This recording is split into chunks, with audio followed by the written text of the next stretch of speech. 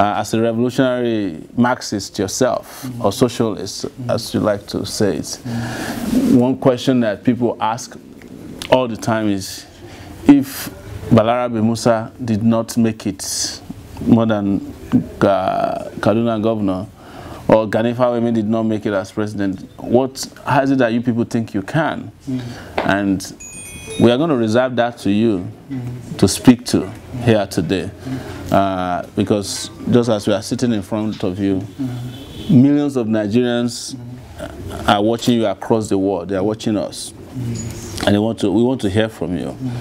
Why is it that Nigeria unable to attain its potential in your lifetime? I mean, for the period that you've known in that, you have been around since the 50s. Why? What happened? What went wrong? Why was it that good people like you, Aminu Kano, and others were not able to make it happen? To make this country become a different place? Why? Well, because of the wrong socio-political system controlling all developments in the country. In every country in the world, since the beginning of governance, there has always been, in every country that has existed, socio-economic and political system controlling all developments in the country. Once the system is wrong, then you have a situation like this we have in Nigeria, with abundance in everything in abundance, but with the level of poverty so much, with the level of inconsistency so much, with the level of disunity so much and everywhere.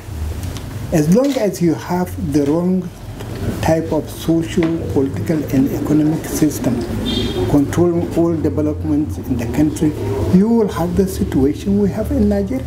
And you may even end up with even worse. Worse because the system itself creates a political leadership appropriate to it. So you have a combination of two things: backward and irrelevant system producing backward and irrelevant leadership, and that's what we have. For instance, what is the quality of Nigerian leadership? The quality of Nigerian leadership is thieves. How can you become, since the end of the Second Republic, how has it been possible in Nigeria to have a political leadership which is not made up of thieves? Of course there is exception. We know those of us who believe in God either as Christians or as Muslims know that there is always an exception to the rule. Yes, I'm not saying that 100% of the leadership of Nigeria is made up of thieves. No, there are exceptions.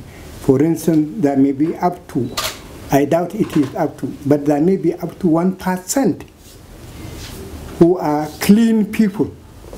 But when you look at it, these clean people are made up of people who have not been able to steal, because stealing is not, even stealing is not available to everybody.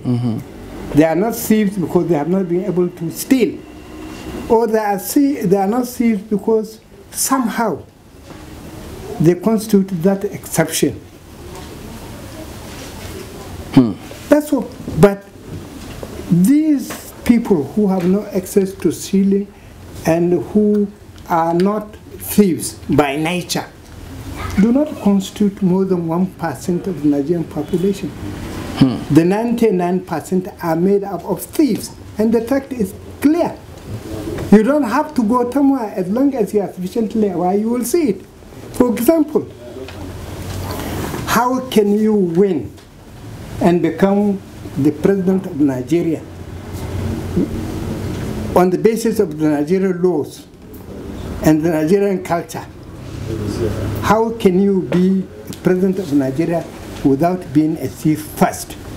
Because it is the thief, it is through stealing that you can make it. The politics in Nigeria, as well as election, And that is how you become a president, based on the politics, that is your political party, and based on election. Now, both political parties and election are based on money power. And this money power is acquired through corruption. So this is what you have. We have a socio-economic and political system controlling all developments in the country, and a political leadership produced by that system, both of which are made up of people who regard self-interest first, public interest second, or even incidental. Yes, as opposed to public interest first, a latent self-interest second. Now, how can you have order? How can you have development in a situation like this? You will have only a system based on the survival of the fittest. And that's what we have.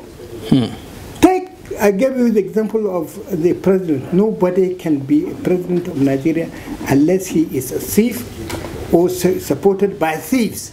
I mean, the fact is clear. Otherwise, who can spend billions?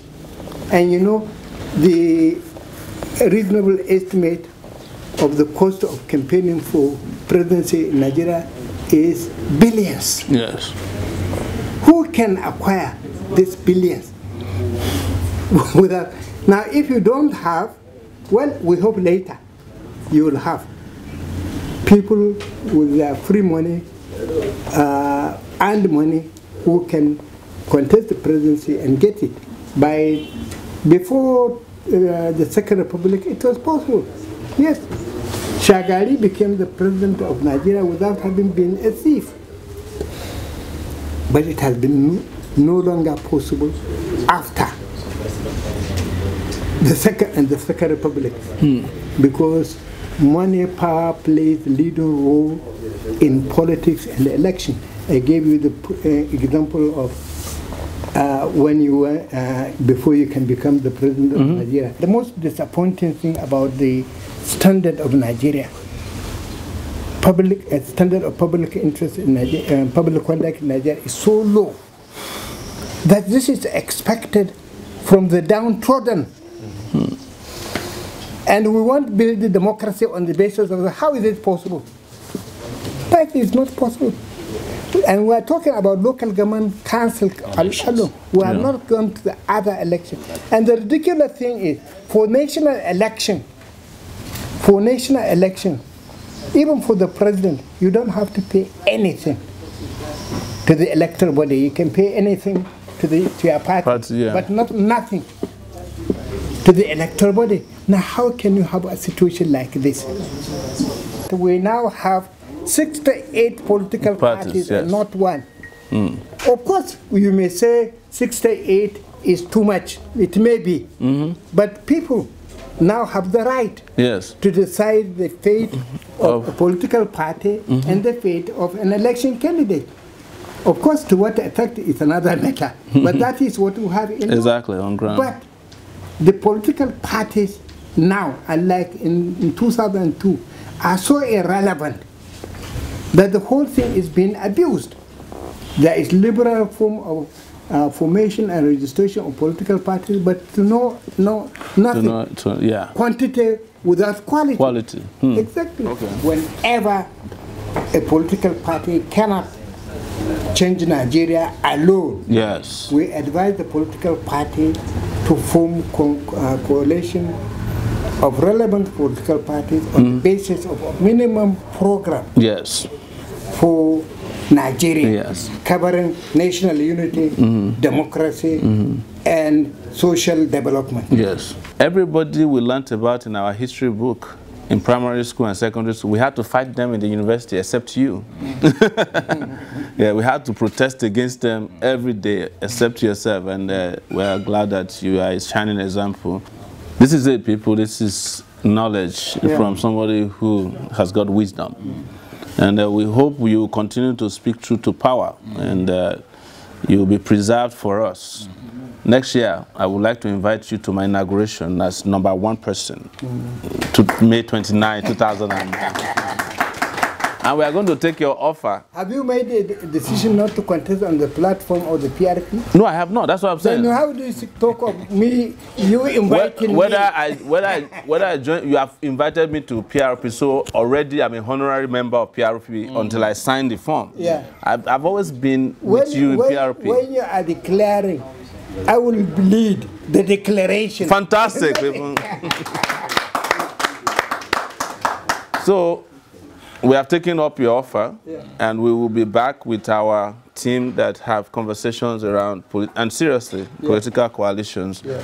What we need you to know is that we're bringing in a lot of people in the coalition, and you have made it clear, and I agree with you, that there must be irreducible minimum conditions for any coalition. For me too, I agree with you that we cannot compromise and sacrifice the unity of Nigeria on the altar of some self-man-made problems that were created by the same people. And that's what I say to people all the time. There's nothing sacrosanct about Nigeria's unity. But at the same time, a lot of people who are in Nigeria today have mentally seceded from Nigeria because there's no justice. For them, it's not only the ethnic people alone. A lot of people, because the state is supposed to protect them. Exactly. There's no protection for them. And as a result, they have left this country. Every house now is like a local government. You have to provide your security, water. You have to provide everything for your own hospital. And when that happens, when there's no cohesion, you can't talk about unity. But if you bring justice back into the system, Nigerians don't really care about the fault lines that we're talking about.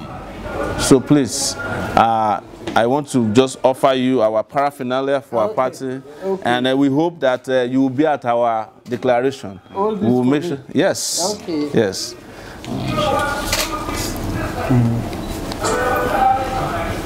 Okay. Okay. Yes.